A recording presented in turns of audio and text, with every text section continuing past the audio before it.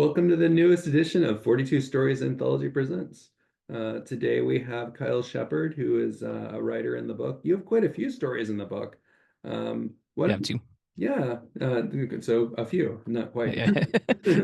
More accurately, just shows that my English is going. When I practice Japanese too, I get a few becomes quite. Oh, yeah, yeah. Okay. That makes sense. But why don't you give the viewers, a taste of your work by introducing your bio, if it's available? Or Sure. it doesn't have to be the one in the book. It could be just a general bio. Okay. Yeah. I guess I've been kind of interested in writing ever since I've been or like in middle school, probably, maybe a little younger. I Hmm. think reading The Hobbit kind of like set off this spark in my head. I was like, this is so cool. And like someone actually that was like their job to write this. And ever since then I've been interested in it, but I never like took it to another step until I think about 2017. I started actually like submitting stories and trying to actually have a complete story because I had all these ideas and like unfinished things. So I actually sat down and have dozens and dozens of actual working stories, but I have a few that are actually finished. And then I started submitting them. Um, so I have probably maybe like 6 or 8 published stories. I have a few in like podcast format on like No Sleep Podcast. There's the other stories. It's like a British podcast. They run out of London, I think. Hmm. Um, and then my biggest one, oh, actually have right here. It's probably my toughest one yet is a novella in this big beautiful beast. It's a weird Well, western. pretty thick. Yeah, it's like full of weird western stories, like and they all actually share the same world, so they all take place in the same world, which is really cool. That's kind of what inspired me to like attempt it. So yeah, I got a piece in there, Hmm. and yeah, I So think that's about it. same world, different writers. Yeah, yeah. The author, the editor, he wrote like a story, and it's in the 1800s, and it's Weird West, and he basically opened up this open call for like a bunch of other writers to come in and just play around in this setting that he created, and like he gave all this background and all this like rich history, and I was just like, after reading that, the story just kind of like took shape in my head, and I wrote it pretty haphazardly, but I wrote it, and the cap was supposed to be 10,000 words, and mine ended up being I think 17,700, and he still took it, so I was pretty happy with that. Must be a good story. What's it called? It's called The Infernal Caress of Your God. Hmm. Okay. So if anyone wants to search for that, you have, Yeah. as you said, two stories in the anthology. Which chapters are they in, and how can people find them? So I think there's the Apocalypse one, and then the fantasy one. Okay. Um, one's called I Destroyed All of Space Time Last Thursday. I think that's what it's called. I had to go Mhm. back and like re look at those when you sent out the editing, and I was like, let me make sure these are actually good.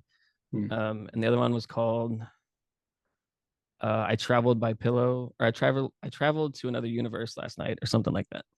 Oh, So yeah, last that's the night I two. traveled to another universe is what I got Yeah, here. that's the one.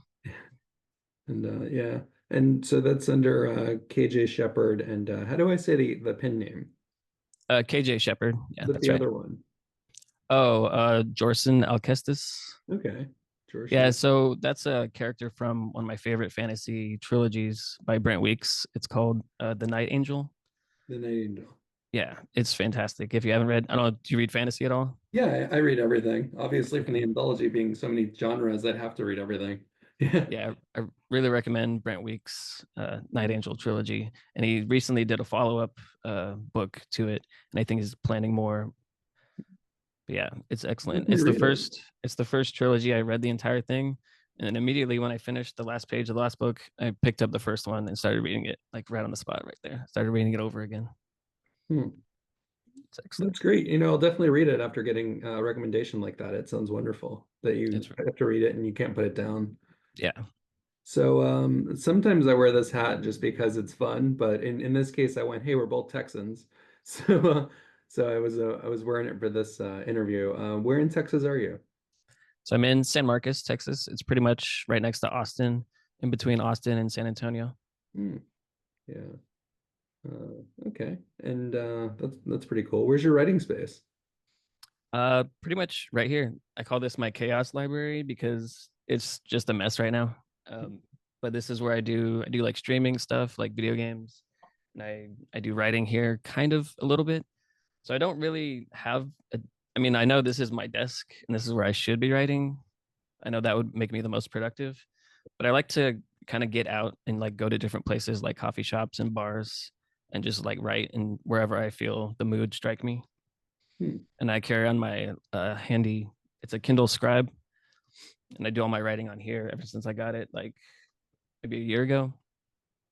So it's helping me keep productive because it's pretty portable, and I can just and writing by hand for some reason it feels like better, like more natural. So I try to stick with that. Yeah, there's something to it, especially with memory when you write by hand. Yeah. Hmm. And you mentioned that you go anywhere. It's that's part of what I miss about Texas is you could go, you never run into coffee shops. You know, Oh, especially here. yeah. There's I could so I'm like live right downtown. I could walk outside and there would be like a concert literally sometimes in the alleyway that's like I can look out my window and see it. And then there's a bar right. I live above a bar, so I could hop down and grab a drink Hmm. and write a little bit.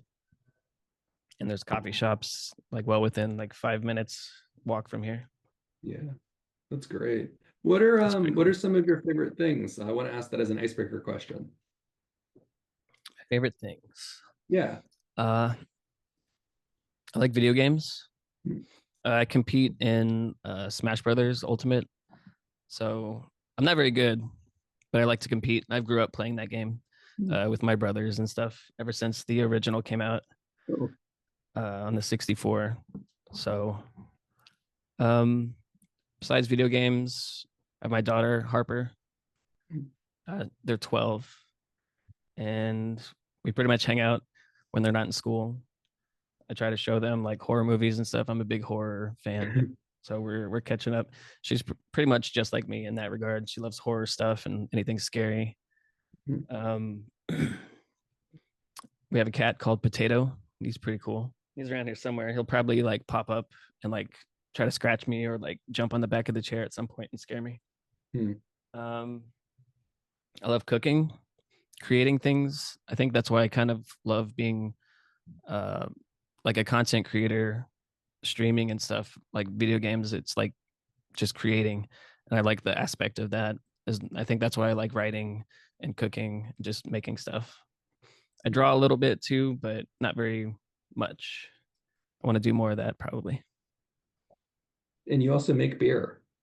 Yeah, I haven't in a long time. So the story behind that, I used to live in a dry county in Arkansas, Hmm. and I was like, I'm just gonna make my own because we had to drive like an hour to the nearest liquor store and then an hour back. So it became tedious to do that. We would stock up for like weeks and weeks. We just get hundreds of dollars worth of beer.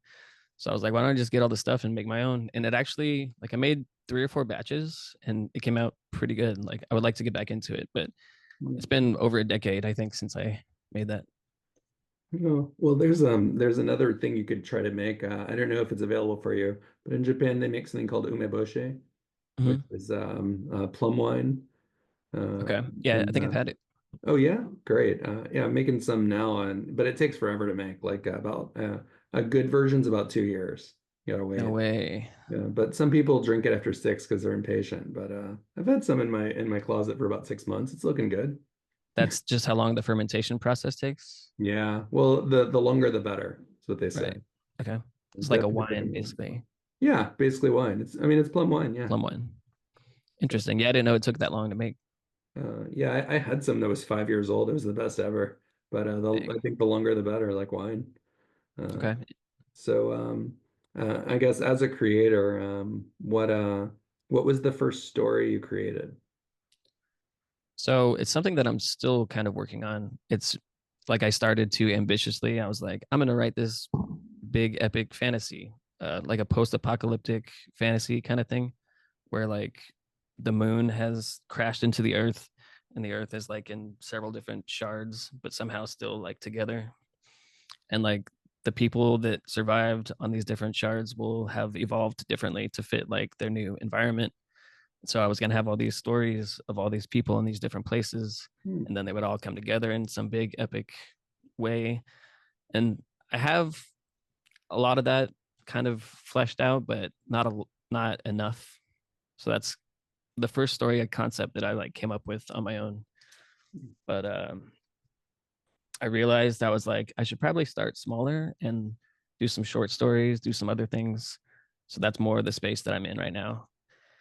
And now that I've published like several short stories and a novella, I feel like now my next step is to do a novel, and I have a few novel ideas that I'm working on currently. What's the inspiration for all that? What inspires you to write? I try to take inspiration from everything Hmm. because I think the writing market is so saturated at this point. There's just like there's so many good writers out here doing this, and to stand out, I kind of just try to pull inspiration like daily in just things that I see or like music that I hear. I take a lot of inspiration from metal. I listen to a lot of death metal. I try to like take the lyrics and be like, oh, that's cool, and like put that in somewhere.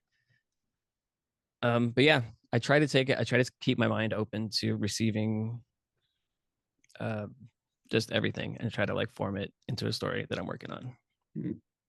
Yeah, that's great. I think Because it's no one's gonna walk the same path in their day as I do. So like in that way, I'll make it different on my own. yeah, definitely. So yeah, that's and then also you're making me nostalgic for Texas because I remember the metal scene. And I would always go to a different It's concert to get inspiration. There's a lot of it. yeah, it's pretty good.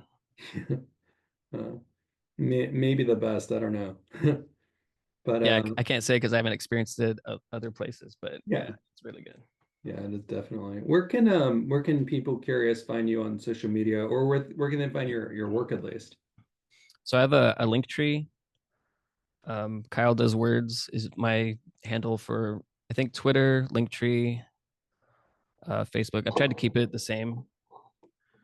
So yeah, if you look up Linktree, Kyle Does Words, you should be able to find me. All right. Hopefully, we can include that maybe link somewhere. Sure, I'll go ahead and put it in the comments when this video is uploaded. Okay, cool. I'd like to get your reaction if you have a minute on the book cover, which is Yeah, sure. I don't know if you saw it when it was emailed around. I Um, think I might have. okay, and I have kind of the final version. Hopefully, the final version. There's a lot of edits, but here you go. I'd like to get your reaction on that. Oh yeah, cool. Yeah, it's different. I think from what I saw. So maybe this is a different iteration of it. Hmm. I love it though. I love all the different, just how it's just a hodgepodge of all these pictures. Yeah, Mosaic is probably a better word for it.